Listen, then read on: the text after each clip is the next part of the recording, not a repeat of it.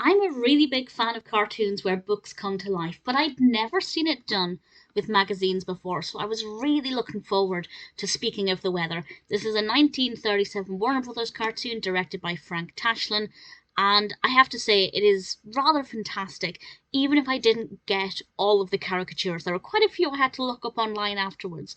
But this takes place in a drugstore, and there are all these popular magazines, including Life magazine. I think that's maybe the only one I recognised by title. Of course, these are American magazines.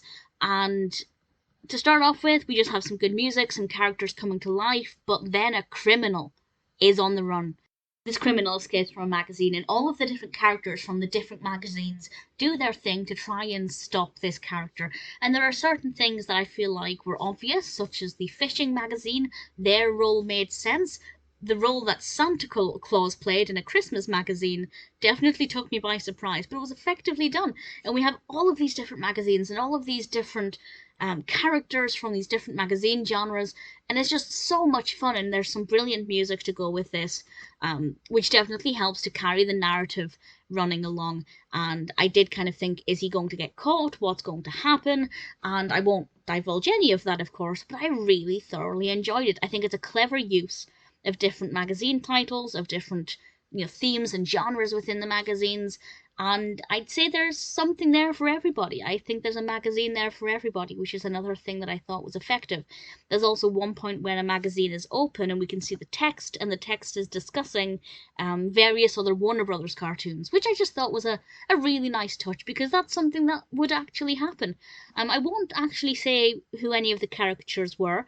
I'd say there were maybe one or two that stood out to me. The rest I wasn't aware of. But even when looking them up, I'm not aware of who those people were. So it's not that they were bad caricatures, it's that I didn't know who those people were.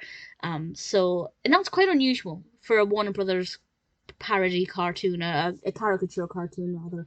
Normally they're pretty obvious. So I don't know if that's just a me problem, or if they've maybe decided to go with some lesser known names for this for whatever reason. I'm not sure, but it didn't detract from my enjoyment of the cartoon. To the point where I didn't even know they were caricatures until I recognised one of them, and then I thought, oh, maybe the rest are actually caricatures as well. Either way, really thoroughly enjoyed it. Beautifully animated, such great attention to detail, fabulous array of magazines.